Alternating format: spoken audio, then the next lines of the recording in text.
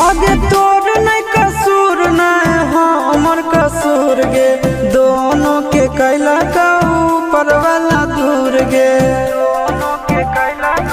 ये सुनो आगे तोर नहीं कसूर नहीं हमर कसूर गे, दोनों के कैला का ऊपर वाला दूर गे।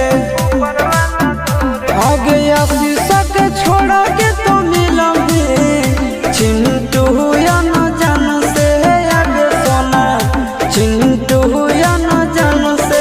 जोड़ी है बनावल भगवान के, दोस्त नहीं इंसान के, आगे सोना दोस्त